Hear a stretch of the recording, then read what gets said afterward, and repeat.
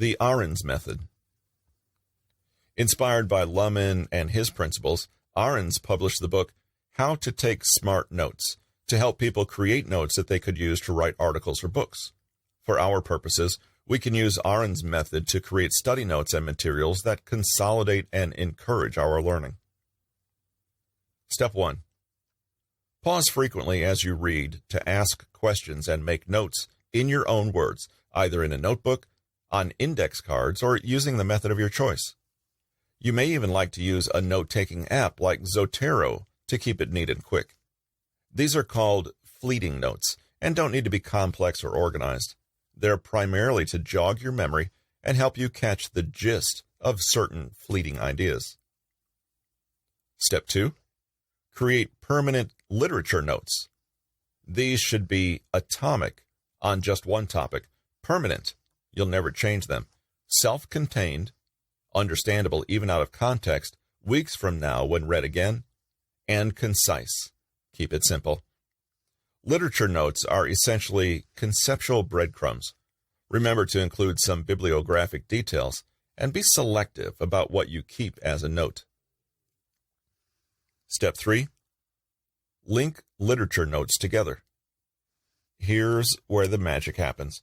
You need to see all the ways you can connect your note with other existing notes. Some people claim that the true effect of note-taking requires patience and only kicks in once you have around 1,000 notes. Note down the relationships between this note and others. Does it support, contradict, or expand on them? Without this step, notes are just scribbles. They mean nothing. Some tips on creating notes that will work hard for you. Use abbreviations when possible. You may need to create your own abbreviations list until you get the hang of it. Use concise terms when possible and create shorthand for common words. For example, W/ for with, or outing a small 20 inside a capital letter C to signify the 20th century. Use color to categorize. For example, red for something you disagree with or something incomplete, or different colors for different subjects or projects. Consider using note-taking apps and software if it works for you. Don't worry too much if it doesn't. Pen and paper work just as well. In fact, pen and paper might well be better. Ahrens quotes a study in his book where students' learning was compared based on whether they use physical or digital notes. The study found that while typing speeds up the note-taking process, it does so at the expense of learning and retention. This is because when we write, it is impossible to note down words we hear or come across verbatim, forcing us to translate some of the material into our own words. On the other hand, typing makes it easier to take notes without thinking, thereby reducing how much information we retain. If you're a more visual learner, use stickers, decals, doodles, mind maps, or artistic elements to help you quickly grasp the essence of a card or note at a glance. Keep things simple. You don't necessarily need a system of note-taking as elaborate as the one Luhmann followed. The important thing is to be able to rely on your notes to understand the topics they cover, while also allowing you to bring notes on different subtopics together. In sum, there are 8 main steps you need to follow if you want to build an efficient note-taking system like Luhmann's. We've already covered the 3 different types of notes that are going to be a part of this method: fleeting, literature, and permanent notes. The first 3 steps involve making these notes in the aforementioned order. Let's say you're trying to study ethics, and you're reading a book that lays out the 2 dominant strands within this topic: deontological ethics and utilitarianism. Your first step is to create fleeting notes based on your first impressions of what these 2 concepts are. So, you could write that deontological ethics points to any ethical system that has certain fixed rules for one reason or another, and that utilitarianism is the ethical position which says that all moral considerations should be based on which action provides the maximum benefit to the most people involved. You might also make a third fleeting note that carries an example you made up yourself to illustrate the difference between the 2, like the infamous trolley cart dilemma. As you can see, These aren't formal definitions on these systems, but rather informal characterizations of them. Next, you must make literature notes based on relevant information you come across related to these two ethical models. Select only the most important quotes that you find and rewrite them in your own words using as few words as possible. On the back of your note, write its bibliographical source for future reference.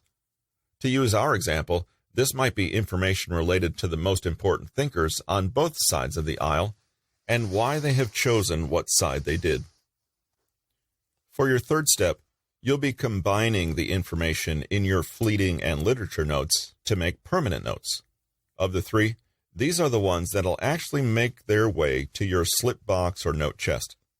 To make effective permanent notes, consider the content of your other notes and relate them to the reason behind you wanting to learn about, in this case, ethics. The goal here is to develop strong arguments based on what you read. As such, while compiling permanent notes, look for inconsistencies or contradictions in your subject matter. For instance, once you're familiar with utilitarianism, you might realize that a utilitarian will happily oppress and subjugate individuals or minorities if doing so serves the larger interest. Do you think that is justified? Why or why not? As questions like these pop into your mind, use different notes to take them all down separately. You can now dispense with the fleeting notes and literature notes, although Luhmann himself collected his literature notes in a separate slip box. Here is where, depending on your propensity for note-taking, things can get slightly complicated.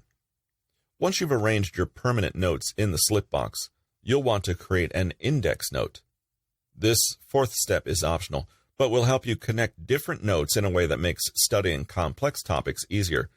Your index note is essentially a table of contents that contains keywords related to your topic.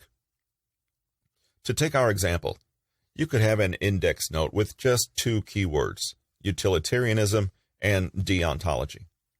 Write the keyword on top of permanent notes that relate to these particular keywords and arrange them in an accessible way. One good idea might be to use different colors of notes or ink for different keywords. The length of your index note is entirely up to you, so use as many keywords as you think you might need. Once you have your index and permanent notes in place, you're done with the note-taking part. Now, you need to extrapolate information from your notes and put them to good use. Go through your permanent notes to discover ideas and interesting arguments that might serve your purpose behind learning ethics. You may also choose to turn your notes into a single manuscript for coherence and ease of access. To do this, you'll need to connect all your permanent notes to form a coherent argument about why, say, one system of ethics is better than the other. As you discover holes in your own argument, try to fix them as best as you can. Finally, edit and proofread your manuscript to get rid of any mistakes that might have escaped your notice. Scientific tips for learning. What helps you learn better is what helps you learn better. Depending on what you want to learn, why, your strengths, weaknesses, goals, context, and skill level, your optimal technique may look nothing like someone else's. That said, there are definitely a few general principles behind most successful learning methods that are backed up by research. Most of us are familiar with the same handful of standard study techniques from school or university, such as spaced repetition, gradually increasing the time between a stimulus and a learned response, for example with flashcards, or all the different methods that come with deliberate learning, i.e., sitting down at a set time and place to learn something very specific. Some study techniques really work, while others merely give the illusion that you know more than you do. The following 4 principles cover a range of different techniques. As you chart your learning path, try to include as many of these as possible in a way appropriate to your topic. Technique 1. Self-explanation and purposeful elaboration. Many prominent thinkers have expressed a common sentiment over the years. If you cannot easily explain an idea to a 5-year-old, then you don't truly understand the concept. A 2014 paper in the journal Memory and Cognition by Nestojko et al. Explained how expecting to teach improves a person's ability to retain and organize new information. Trying to explain what you have learned to a real or imagined audience is helpful, but it may actually be the anticipation of having to teach in the future that forces your brain to adopt a particularly receptive and focused state of awareness. Students asked to learn a passage in order to complete a test later on performed worse than students asked to learn the same passage specifically with the intention of teaching it to someone else. The latter students were better able to recall main points and details, and the information they retained was better organized. The trick may lie in adopting a more active stance to what you're taking in. How many times have you read a paragraph, eyes glazed over, scanning the words on the page, but not really taking in any of their meaning? Expecting to teach may prime your mind and get you to read more actively, looking for key points and clues to important information. As you read, your brain is already actively assembling a mini-curriculum in your mind. There are variations on this principle. Elaborative interrogation is the act of making a thorough explanation for why a certain fact is the case. Investigated by educational psychologist Michael Pressley and colleagues since the mid-90s, this technique has plenty of promise as a way of learning details and facts, even confusing ones. Rather than merely learning what is true, you force yourself to explain the reasons for it being true. By slowing down and asking your brain to truly understand, you bypass the need for rote memory and retain the concept at a deeper level. Importantly, this doesn't just mean accessing and memorizing an explanation, but creating one yourself. It's the process that enables better understanding. What's great about this is that the more prior knowledge you have, the better this method works, because you have more mental scaffolding to build on when learning something new. This technique may entail nothing more complicated than regularly asking why. Sometimes we think we understand something, but when asked to outline it clearly, literally speaking it aloud if possible, we reveal to ourselves the gaps in our knowledge. If you get something right, explain how you arrived at your answer, or think about how you would outline the process for a fellow student.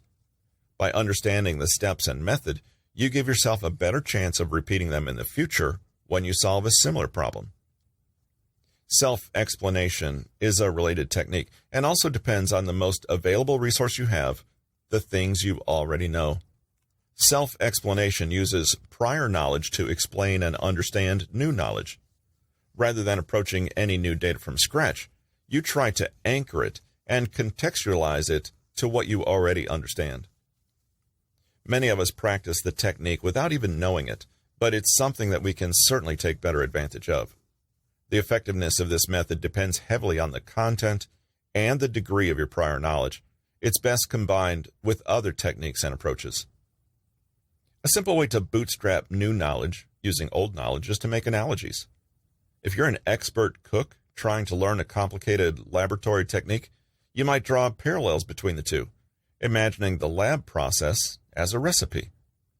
Even creating a summary can be said to draw on this same approach to learning, provided you're crafting the summary in a spirit of extracting the essence of a concept to share with someone else, i.e., to teach them.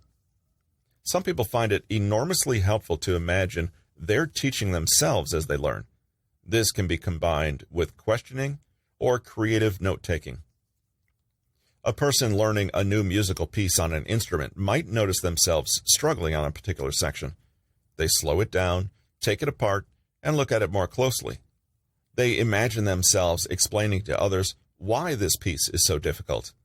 By elaborating this way, they understand what needs to be learned: a new fingering pattern, a different position of the hands, etc. The person might then coach themselves mentally as they go. That didn't seem to work so well. What do you think that is? Take a look at the position of your fourth finger. You already know that in the previous piece you learned, the fourth finger can sometimes be a problem with this technique. Okay, sit up straight and try again. Breathe deeply and pull your fourth finger away on the third count like this.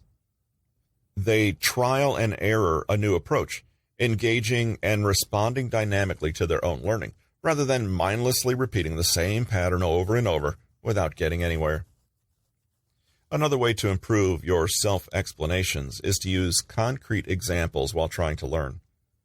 Let's go back to the discussion of ethics we used in the previous chapter while learning how to effectively take notes. We can use the classic example of dividing a cake between 3 children to illustrate the principles we learned of. The deontologist would provide the cake based on some preconceived rule, such as everyone gets equal parts. However, the utilitarian would say that we should divide the cake to maximize the total happiness derived by the division. So if one kid is hungry while another is full, the former gets more than the latter. This is just one example, but you can utilize several different ones to help self-explain different ideas to yourself. If you can, discuss your examples with others to gain feedback or constructive criticism. Alternatively, if you have access to a teacher, verify your examples with them to ensure that you've implemented the principles they're meant to convey accurately. A recent study at the University of Waterloo found that the dual action of speaking and listening to yourself recite content helps you retain information much better than reading or writing in silence. This is because saying things out loud has a deeper impact on your long-term memory. You might initially feel slightly awkward talking to yourself, but that's a small drawback of an infinitely helpful technique.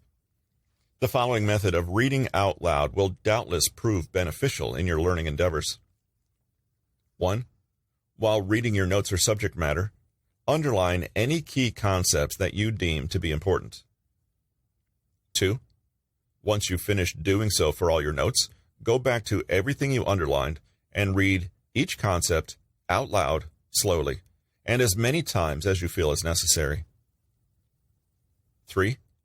After finishing this, take a 3-minute break. Following the break, cover your underlined concepts and test yourself to see how well you were able to memorize them. Testing yourself after being exposed to new information has been shown to improve recollection in the future, making this step particularly important. 4. Repeat the above steps for any concepts you weren't able to memorize.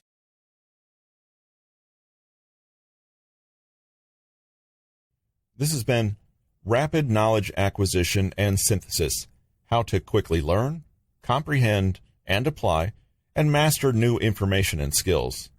Learn How to Learn, Book 11. Written by Peter Hollins. Narrated by Russell Newton.